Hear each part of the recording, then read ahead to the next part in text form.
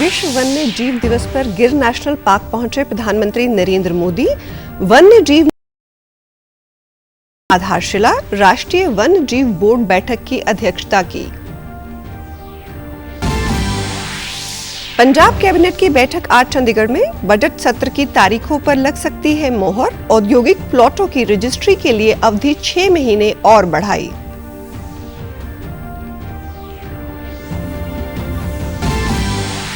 और गुरुग्राम में अहिंसा विश्व भारती संस्था के नवनिर्मित पहले विश्व शांति केंद्र का शुभारंभ। हरियाणा के मुख्यमंत्री नायब सिंह सैनी ने कहा, समृद्ध परंपरा और संस्कृति बनेगी विकसित भारत की पहचान।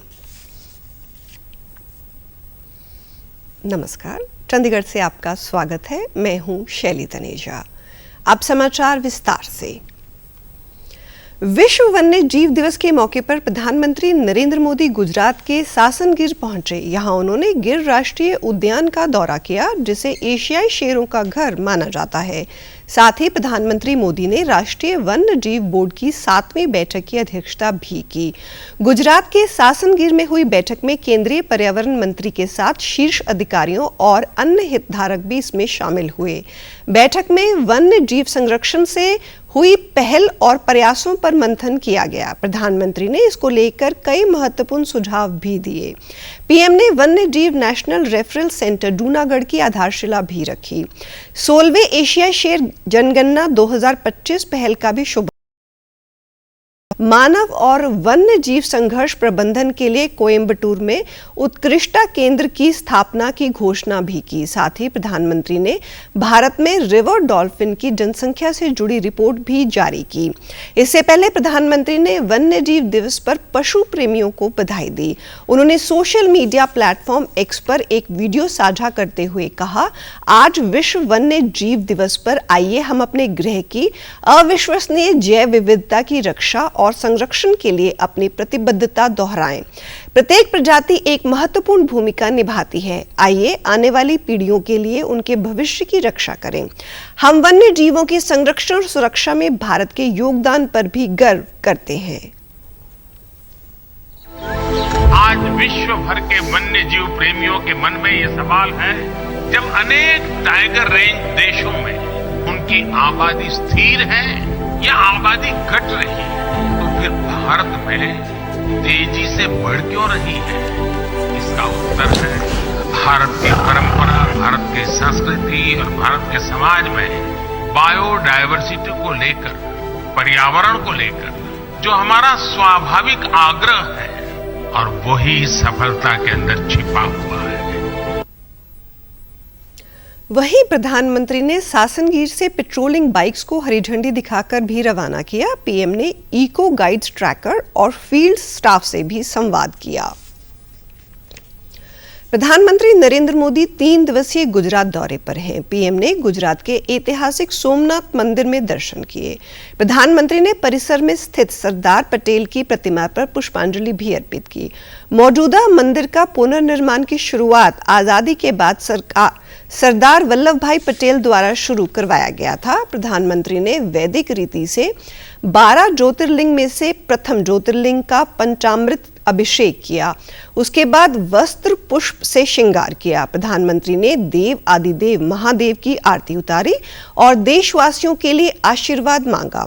27 फरवरी को प्रधानमंत्री ने महाकुंभ की समाप्ति पर एक ब्लॉग लिखा था। उन्होंने उसमें लिखा था कि वो सोमनाथ जाएंगे और देशवासियों के लिए आशीर्वाद मांगेंगे। पंजाब कैबिनेट की बैठक आज चंडीगढ़ में होने जा रही है। अपने सरकारी आवास पर होने वाली इस बैठक की अध्यक्षता मुख्यमंत्री भगवंत सिंह मान करेंगे। बैठक में अगले वित्तीय वर्ष के बजट के लिए सत्र बुलाने पर चर्चा की जाएगी। बताया जा रहा है कि सरकार मार्च महीने में बजट सत्र बुलाने की तारीखों पर चर्चा की जा सकती है। बैठक में उद्योगपतियों के लिए वन टाइम सेटलमेंट स्कीम लाने पर प्रस्ताव लाया जा सकता है। उद्योगपतियों को कई रियायतों के साथ जनवरी 2020 से पहले अलॉट किए गए प्लॉटों की रजिस्ट्री के बकाया राशि की एक मुश्त वसूली के लिए सरकार ने 6 महीने की बढ़ोतरी की है। लोग 31 अगस्त तक प्लॉटों की रजिस्ट्री करवा पाएंगे। बैठक के दौरान पंजाब पुलिस में बड़ी संख्या में भर्तियों की मंजूरी भी मिल सकती है। पंजाब के सभी तहसीलदार अपनी मांगों को लेकर आज सामूहिक हड़ताल पर हैं। ये जानकारी देते हुए पंजाब राजस्व अधिकारी एसोसिएशन कार्यकारिणी प्रधान लक्ष्मण सिंह ने बताया कि अपनी मांगों को लेकर यूनियन लंबे समय से संघर्ष कर रही है, पर सरकार की ओर से उनकी मांगों की अनदेखी की जा रही है।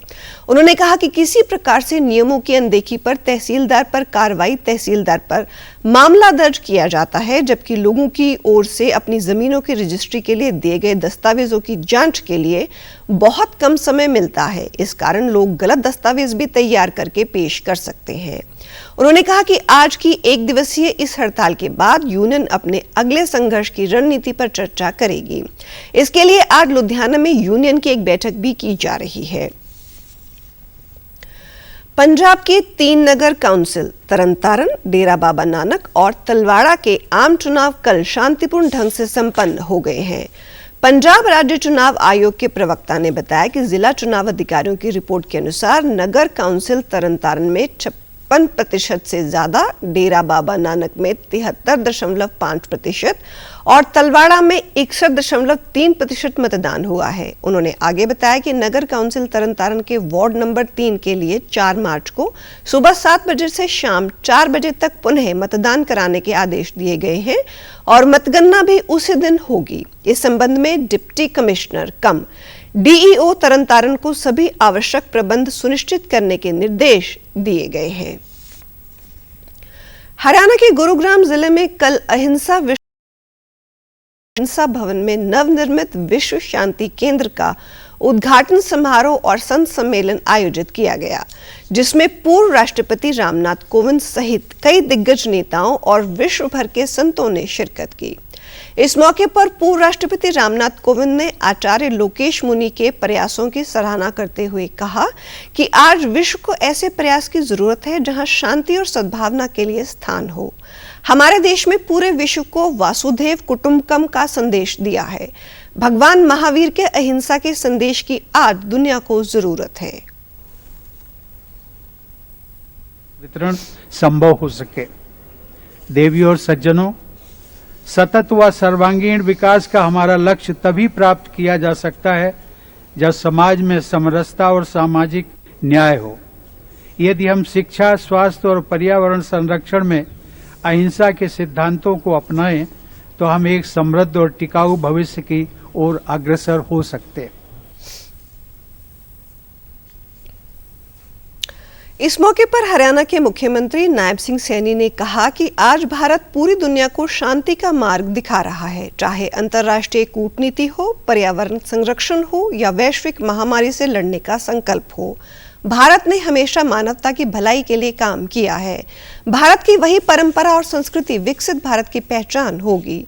ये वे देश है जहां भगवान श्री राम, श्री कृष्ण, भगवान महावीर, महात्मा बुद्ध और गुरु नानक जैसे महान आत्माओं ने जन्म लेकर समाज को सत्य, अहिंसा, सद्भाव, शांति, प्रेम, परोपकार और मानवता का उपदेश दिया।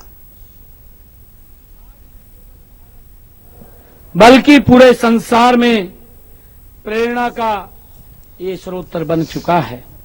जब हिंसा, आतंक, युद्ध और संघर्ष से जूझ रही है, तब अहिंसा विश्व भारती का यह प्रयास अंधकार में एक प्रकाश स्तंभ की तरह काम कर रहा है।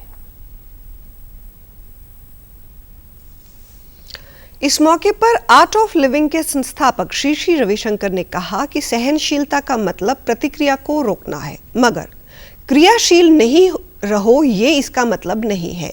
हिंसा और अन्याय को रोकना भी अहिंसा है। युद्ध करो मगर ज्वर के साथ नहीं। ज्वर क्या करता है? तुम्हें खुद को हरा देता, तुम्हें खुद को नुकसान पहुंचाता है। प्रतिक्रिया नहीं करना चाहिए। सहनशीलता माने क्या? प्रतिक्रिया को रोकना, मगर क्रियाशील नहीं रहो ये नहीं है बात।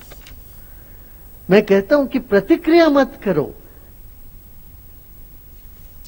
कार्यक्रम में विशेष रूप से पहुंचे पंजाब के राज्यपाल और चंडीगढ़ प्रशासक गुलाब चंद कटारिया ने अहिंसा विश्व भारती संस्था के प्रयासों की सराहना करते हुए कहा कि शांति के संदेश को मजबूती से पूरी दुनिया में पहुंचाने के लिए ये केंद्र अहम भूमिका निभाएगा। भगवान महावीर के जो विचार हैं, इन विचार के आधार पर देश और दुनिया में शांति स्थापित होगी। उस शांति के संदेश को मजबूती से पहुंचाने के लिए कोई तो भी केंद्र की आवश्यकता होती है। तो ये जो अहिंसा विश्व भारती है, जो 2005 में आपने प्रारंभ की, उसने ये केंद्र बनाया। इनके पास तो केवल और केवल अपना जीवन आचरण, अपना व्यवहार और अपना संदेश है, जो समाज के लोगों के बीच में जाता है और समाज के लोग इससे जुड़ते हैं। तो ये जो केंद्र है, ये एक तरह से विश्व का एक प्रमुख केंद्र बन करके है ना, भारत में भगवान महावीर के संदेश को कैसे मानवता के लिए पहुंचाया जा सकता है, उसका काम करेगा। सर, यहाँ जो भगवान महावीर ने अनेकांत का जो वाद दिया कि सामने वाले को सुनो, उसको भी समझो। वो आप ही जरूरी नहीं हो कि आप जो कह रहे हो वही सही है, दूसरे सही हो सकते हैं, समझने का प्रयास करो। ये अनेकांतवाद है। तो मैं सोचता हूँ भगवान महावीर ने उन संदेशों को देकर जनता को उससे प्रेरित किया, जिससे विश्व शांति स्थायी रूप से हो सकती है। और पिछले एक दशक में भारत की आर्थिक नीतियों से समावेशी विकास को गति मिली है, जिससे न सिर्फ भल्ला के लोगों को गरीबी से बाहर निकाला गया, बल्कि असमानता को भी ऐतिहासिक रूप से कम किया गया है। प्रख्यात अर्थशास्त्री सुरजीत एस भल्ला और करण भसीन ने भारत में हुए ऐतिहासिक बदलाव का जिक्र अपनी नई स्टडी में किया है, जिससे विकसित भारत का विजन सार्थक होता हुआ साफ तौर पर नजर आ रहा है। सरकार की नीतियों के चलते कैसे देश में असमानता में कमी और अत्यधिक गरीबी को खत्म किया है, इसकी बानगी एक बार फिर विश्व पटल पर नजर आ रही है। अंतर्राष्ट्रीय मुद्रा कोष में पूर्व कार्यकारी निदेशक और प्रख्यात अर्थशास्त्री सुरजीत एस भल्ला और करण भसीन ने अपने एक नए अध्ययन में ये ऐतिहासिक खुलासा किया है। मार्च 2025 में प्रकाशित भारत में समावेशी विकास के 4 तथ्य शीर्षक वाले इस पेपर में राष्ट्रीय सांख्यिकी कार्यालय के घरेलू खपत व्यय सर्वेक्षण 2022-23 और 2023-24 डेटा का उपयोग करते हुए उल्लेखनीय प्रगति का जिक्र किया गया है। इस डेटा के मुताबिक सबसे गरीब वर्गों को सबसे अधिक लाभ मिला, साथ ही खाद्य, उपभोग्य वस्तुओं और स्थायी वस्तुओं की खपत बढ़ी है, जिसके चलते अत्यधिक गरीबी, जो विश्व बैंक के $1.9 PPP यानी खरीद शक्ति क्षमता गरीबी रेखा से मापी जाती है। अत्यधिक गरीबी 2011-12 में 12.2% थी, जो 2023-24 में गिरावट के साथ केवल 1% रह गई। Investment should grow. It will not only be the government investment, it is a private investment which has to do. अध्ययन में खपत असमानता में दर्ज हुई ऐतिहासिक कमी का भी जिक्र किया गया है, जो 2011-12 में 37.5 से 2023-24 में 29.1 तक गिर गई। 6 दशकों के सर्वे डेटा में पहली बार असमानता में इतनी तेजी से कमी देखी गई है। बहरहाल विश्व में तेजी से बढ़ती भारतीय अर्थव्यवस्था के लिए भले ही कई मोर्चों पर चुनौतियां हों, लेकिन देश में समावेशी विकास को दर्शाती ये रिपोर्ट भारत के सुनहरे भविष्य के साथ विकसित भारत के मार्ग को प्रशस्त करती नजर आ रही है। और आप हमारे समाचार YouTube channel DD news Chandigarh, Facebook DD news Chandigarh और social media X DD news CHT पर भी देख सकते हैं। इसी के साथ चंडीगढ़ से समाचारों का सिलसिला समाप्त होता है। नमस्कार।